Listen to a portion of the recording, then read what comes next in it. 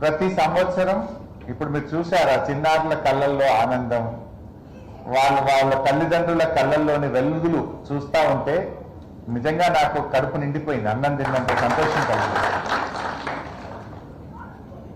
ఇలాంటి సర్జరీస్ ప్రతి సంవత్సరం 6,000 సర్జరీలు చేస్తూ ఉన్నారు. అంటే శ్రీనివాస్ గారి యొక్క కృషి, సత్యసాయిబాబా గారి ఆశీస్సులు, ప్రతి సంవత్సరం 6,000 మంది చిన్నారులకు ప్రాణ ప్రతిష్ఠ చేస్తూ ఉన్నారు. అందుకే ఆయన నేను కనిపించే దేవుడు అన్నాను. ఉదయం లేచిన నుంచి సాయంత్రం వరకు ఆయన ఇంకేం చెయ్యడు. లైఫ్లో రిటైర్ అయ్యారు, పిల్లలకు అప్పచెప్పారు. తన సొంత డబ్బులను, ముందు charity begins from our home అని, ఎవరో ఇస్తే చేయడం కాదు, తన సొంత డబ్బులను ఖర్చు పెట్టి తనతో ప్రారంభమై ఎందరో దాతల సహకారంతో, నమ్మకంతో ఈ ఆసుపత్రులు ఇంత అద్భుతంగా నడుపుతున్నారు. మనం ప్రైవేట్ కార్పొరేట్ ఆసుపత్రుల్లో వెళ్ళి చూస్తూ ఉంటాం. ఇంత నీట్నెస్, ఇంత స్వచ్ఛత, ఇంత ప్రేమ, ఇంత మంచి ట్రీట్మెంట్ నిజంగా చూడగలుగుతామా?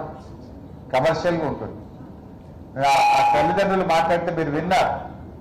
నేవీలో పనిచేసే ఒక తండ్రి మాట్లాడిన మాట విన్నాం, ఛత్తీస్గఢ్ నుంచి వచ్చిన వారి మాట విన్నాం, ఒరిస్సా నుంచి వచ్చిన మాట విన్నాం, ఆంధ్రప్రదేశ్ పలాస నుంచి వచ్చినటువంటి వాళ్ళతో కలిశాను.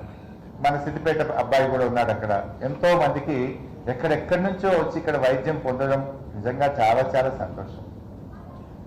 ఇందులో మనందరం కూడా నేర్చుకోవాల్సింది ఏంటంటే, ఎవరో ఏదో చేయాలని చూడటం కాదు, ప్రతి మనిషి కూడా తోచినంత సహాయాన్ని ఈ జన్మనిచ్చినందుకు, ఆ భగవంతుడు మనకి ఇంత గొప్ప జన్మనిచ్చి మానవ జన్మని కల్పించినందుకు మనము కూడా ఒక మనుషులుగా తోటి వారికి సహాయం చేయాలి, సహకారం చేయాలనేటువంటిది మనం ఈ ఆసుపత్రిని చూసి, శ్రీనివాస్ గారిని చూసి నేర్చుకోవాల్సిన అవసరం. ఎంతో చేస్తూ ఉంటాం. నిజంగా నాకు కూడా అనిపించింది, ఈరోజు నేను this is the 3rd, 4th time surgeries అయ్యి పేషెంట్స్ బయటకు పోతా ఉంటే ప్రతిసారి వచ్చి ఆ పిల్లల్ని కలుస్తూ ఉన్న కొద్దీ నా గుండె ఉప్పొంగుతూ ఉంటుంది. అంటే మనం చేసిన ఒక ప్రయత్నం ఈ సమాజానికి ఉపయోగపడుతుంటే అంతకంటే ఇంకా గొప్ప ఆనందం ఏముండదు. ఎవరమైనా పుట్టినవాడు గిట్టక మానదన్నట్టు ఈ జీవితం ఎవరిది శాశ్వతం కాదు. నువ్వు ఎంత పెద్ద పదవి అలంకరించినావు, ఎంత ఆస్తి సంపాదించినావు అన్నది కాదు. జీవితంలో చివరిగా మిగిలేది నువ్వు చేసిన సేవలు, నువ్వు చేసిన పనులే శాశ్వతంగా నిలబడిపోతాయి. మనం చేసిన పని చరిత్రలో నిలబడుతుంది. వ్యక్తులుగా ఉంటాం, వెళ్తాం, బట్ ద వర్క్ రిమైన్స్. అది ఎప్పుడు నిలబడిపోతుంది. సో ఈరోజు నేను కూడా చాలా సంతోషంగా నా 1 సంవత్సరం యొక్క వేతనాన్ని ఈ ఆసుపత్రికి డొనేట్ చేయాలని చెప్పి డిసైడ్ చేస్తున్నా. I send the cheque. ఈరోజే చెక్ కూడా పంపిస్తాను. అంటే ఎందుకంటే ఈ ఆసుపత్రి సత్యసాయి సంజీవని ఆసుపత్రి ఇంకా ప్రాణం ఉంటుందో పోతుందో ఎలా అని కొట్టుమిట్టాడుతున్నటువంటి వారికి ఇది నిజంగా ఒక దేవాలయం. This is an temple. ఈ ఆసుపత్రిలోకి వచ్చినటువంటి వాళ్ళు దేవాలయంలోకి వచ్చినంత భావన కలుగుతుంది. దేవుడు ఎలా వరమిస్తాడో, నేను బతుకుతానో పోతానో అని ఇక్కడికి వచ్చినటువంటి వారికి ఈ ఆసుపత్రి ప్రాణ ప్రతిష్ఠ చేస్తాడు. నిజంగా ఒక చిన్న అప్పుడే పుట్టిన పిల్లలకు గుండె ఆగిపోతుంది, గుండె రంధ్రాలు పడ్డాయి, హార్ట్లో కంజెషన్ ఉంది అన్నప్పుడు ఆ తల్లిదండ్రుల ప్రాణాలు విలవిలలాడుతుంటాయి. పేదవాళ్ళు, అప్పుడే పుట్టిన బిడ్డ, ఎవరికైనా బిడ్డ పుట్టితే చాలా ఆనందం ఉంటుంది. కానీ ఆ పుట్టిన బిడ్డ గుండెకు రంధ్రాలు ఉన్నాయి, ఆ పుట్టిన బిడ్డ ఇంకా బతకడం కష్టం అన్నప్పుడు ఆ తల్లిదండ్రుల ప్రాణాలు విలవిలలాడుతూ ఉంటాయి. ఒక రకంగా చెప్పాలంటే సత్యసాయి సంజీవని ఆసుపత్రి ఇప్పుడు ఒక చిన్నారికి శస్త్రచికిత్స చేసిందంటే ఒక్క గుండెని కాపాడలేదు, నా దృష్టిలో 3 గుండెల్ని కాపాడినట్టు. విలవిలలాడే ఆ 2 గుండెలకు కూడా ధైర్యాన్ని ఇచ్చి ప్రాణం పోస్తున్నా మీ బిడ్డకని, అటు ప్రాణం పోసిన బిడ్డకు తల్లిదండ్రుల గుండెలను కూడా వాళ్ళు నిజంగా ప్రాణం పోస్తుంటే గొప్ప. 3 గుండెలు కాపాడుతున్నారు. ఈరోజు ఎంత మెమరబుల్ డే అంటే, ఈ రోజుకు 500 శస్త్రచికిత్సలను దిగ్విజయంగా పూర్తి చేసుకున్నటువంటి ఒక సుదినం ఈరోజు. ఇట్స్ గ్రేట్ డే నిజంగా చెప్పాలంటే. ఇంకా ఇప్పుడే శ్రీనివాస్ గారితో మాట్లాడుతుంటే అంటున్నారు నాతో, భవిష్యత్తులో ఈ సెంటర్ని ఒక రీసెర్చ్ సెంటర్గా కూడా మారుస్తాం. అసలు ఎందుకు ఈ చిన్న పిల్లలకు చిన్న వయసులో పుట్టినప్పుడే గుండెలో ఎందుకు ఈ సమస్య వస్తుంది అని దీని మీద మేము రీసెర్చ్ చేస్తాం. రోగం వచ్చిన వాళ్ళని నయం చేయడమే కాదు, రోగం రాకుండా ఉండడానికి అసలు రోగానికి గల కారణాలను కూడా అన్వేషించేటువంటి ఒక గొప్ప రీసెర్చ్ సెంటర్గా ఈ సత్యసాయి సంజీవిని ఆసుపత్రిని అభివృద్ధి చేస్తామని చెప్పి ఇప్పుడే శ్రీనివాస్ గారు చెప్తా ఉన్నారు. It's a continuous process. ఇక్కడ మా ప్రసాద్ గారిని కూడా గుర్తు చేసుకోవాలి. మా ప్రసాద్ గారు ఈ ఆసుపత్రి ఇంత అద్భుతంగా నిర్మించి ఒక డెడికేషన్తో ఇంకా కూడా దీన్ని ఎక్స్పాండ్ చేస్తూ ఉన్నారు. ఇక్కడ వచ్చే పేషెంట్స్కు తల్లిదండ్రులకు డార్మెటరీ కానీ, డాక్టర్లకు క్వార్టర్స్ కానీ, ఇంకా ఈ హాస్పిటల్ని ఎక్స్పాండ్ చేసే విధంగా కూడా ఇక్కడ కార్యక్రమాలు చేయడం జరుగుతూ ఉంది. వారు కూడా ఎంతో గొప్పగా ఇక్కడ కృషి చేస్తున్నారు. వారిని కూడా నేను మనస్ఫూర్తిగా అభినందిస్తున్నాను. ఈ సందర్భంగా డాక్టర్ కేవీ రమణాచారి గారిని కూడా నేను గుర్తు చేసుకోవాలి.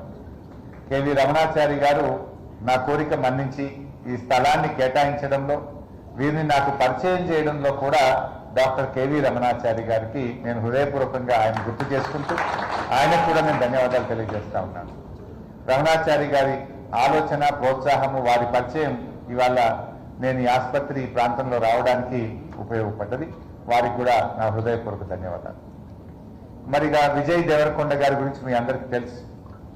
జనరల్గా తెలంగాణ బిడ్డలు చాలా తక్కువగా ఉంటారు. ఆయన తల్లిదండ్రుల నుంచి కాదు, is a self made man. స్వతహాగా కష్టపడి ఒక హీరోగా అద్భుతమైన విజయాలు సాధించారు. జనరల్గా విజయాలు వస్తే కొంతమంది హీరోలు కొంచెం వారి యొక్క గర్వం రావడమో, వారి ఆలోచనలో మార్పులు చూస్తాం, వారి బిహేవియర్లో మార్పులు చూస్తాం. కానీ విజయ్లో నేను చూసింది, విన్నది, ఎంత ఎదిగితే అంత ఒదిగే మనస్తత్వం విజయ్.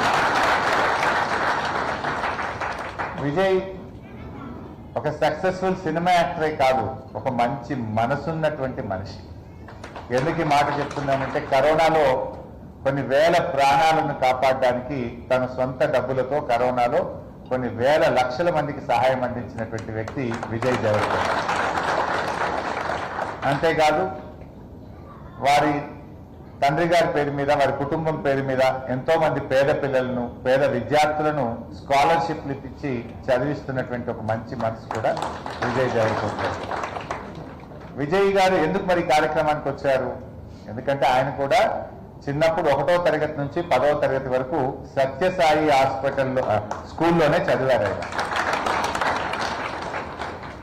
పుట్టపర్తిలోని సత్యసాయి పాఠశాలలో 1వ తరగతి నుంచి 10వ తరగతి వరకు చదివి బాబా భక్తుడిగా, బాబా బిలీవర్గా, ఇలా బాబా గారి ఆశీస్సులతో ప్రారంభమైన ఈ ఆసుపత్రిలో 500 శస్త్రచికిత్సలు పూర్తయినటువంటి నేపథ్యంలో వారిని ఇక్కడికి ఆసుపత్రి వారికి పిలవడం జరిగింది. Because he has lot of attachment to Baba and to this institutions. అందువల్ల వారిని కూడా ఇక్కడికి పిలుచుకున్నాం. ఇంకా తప్పకుండా ఈ ఆసుపత్రిని ఇంకా ఇంకా ఎదగాలి, ఎంతో మందికి సేవలు అందించాలి, మనందరం కూడా సహకరించాలి. ఇక్కడ ఉండేటువంటి లోకల్స్ కానీ, ఇక్కడ ఉండేటువంటి మనందరం కూడా వారిని ఎంత చెప్పినా తక్కువే, ఎంత మాట్లాడినా తక్కువే వారి గురించి. Can we imagine? ఒక వ్యక్తి నిస్వార్థంగా తన జీవితాన్ని డెడికేట్ చేసినారు శ్రీనివాస్ గారు. బాబా గారి అడుగుజాడల్లో, బాబా ఆశయాలకు అనుగుణంగా బాబా గారు అందరినీ ప్రేమించమన్నాడు, అందరికీ సేవ చేయమన్నాడు. నేను పైన చూశాను, పాల్వంచ నుంచి కొంతమంది కోయా ట్రైబ్స్ వాళ్లకు ఇక్కడ ట్రీట్మెంట్ దొరికింది. సిద్దిపేట నుంచి ఒక ముస్లిం మైనారిటీ బిడ్డ, 4 నెలల బిడ్డ, ముస్లిం మైనారిటీ 4 నెలలు అప్పుడే పుట్టిన బిడ్డకు ఇప్పుడు శస్త్రచికిత్స జరిగింది. ఇక్కడ కులం లేదు, మతం లేదు, పేదవాళ్ళందరికీ ఈ ఆసుపత్రి సేవలు అందిస్తుంది. ఇక్కడ రాజకీయాలు, కులాలు, మతాలు ఏవీ లేవు. స్వచ్ఛమైన మనసుతో నిరుపేదలకు, నిరాశ్రయులకు, ఆపదలో ఉన్న వారికి, గుండెలు ఆగిపోతున్న వారికి ఊపిరి పోస్తున్నటువంటి ఒక దేవాలయం లాంటి ఈ ఆసుపత్రి. నిజంగా ఇలాంటి ఆసుపత్రులకు వచ్చినప్పుడు, ఈ చిన్నారులను చూసినప్పుడు, ఇక్కడ అందుతున్న సేవ చూసినప్పుడు ఎంత ఆనందం అంటే అది మాటల్లో వెలకట్టలేనంత ఆనందం, గొప్ప అనుభూతి, ఒక గొప్ప సంతోషం.